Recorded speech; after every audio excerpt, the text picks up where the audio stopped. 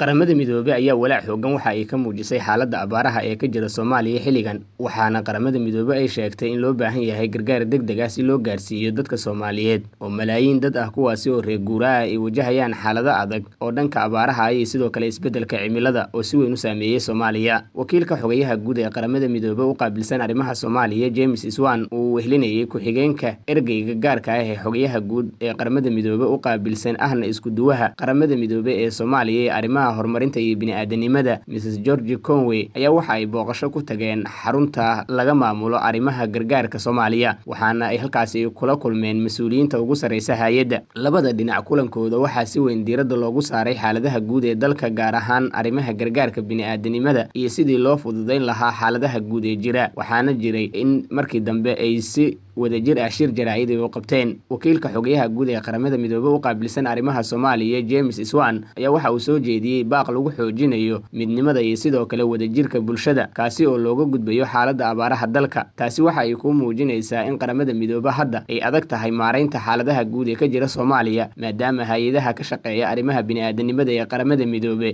ay dhankooda wajahayaan xaalado adag markii la hoos loo dhigay arrimihii gargaarka iyo fankii lagu bixin jiray. Sidoo kale waxa uu ballan qaaday in qaramada midoobay ay sii wadi doonto garab istaagga shacabka Soomaaliyeed ee xilligan wajahaya xaaladaha adag ee bini'aadanimo. James Iswan waxa uu carabka ku adkeeyay baahida loo qabo in la helo dhaqaale lagu xoojinayo markaasi howlaha iyo markaasi gurmadka bini'aadanimo isaga oo xusay in qaabkii gargaarka caalamiga ahaa ee loo bixin jiray hadda uu isbeddel badan uu ku yimid 18 bilood ee la soo dhaafay gaar ahaan marka la eego dhinaca deeq-bixiyayaasha. Waxaana uu muujiyay in xaalado adag ay jiraan dhanka qaramada midoobay taasi oo ku timid qaabka ay lacagaha u bixi jireen. Saameynta Soomaaliya haatan ay wajahayso ee dhanka abaaraha waxa ay tahay mid aad u daran marka la eego waxaana arrimahaasi oo dhan ay ku soo aadayaan iyada oo Soomaaliya ay isugu darsameen xilli roobaadyo dhowr ah oo la waayay iyo sidoo kale arrimaha isbeddelka cimilada waxaana ay noqdeen kuwo saameyn xooggan ku yeeshay xaaladaha guud ee jira. Qaramada midoobay hadda walaaca ay ka muujinaysa Soomaaliya waxa ay ku soo aadayaan iyadoo dhowaan inta badan gobolada dalka si weyn looga soo warinayay in dadku ay dhaafeen wixii hore ay haysteen. Dadkuna hadda waxa ay ku soo laabanayaan magaalooyinka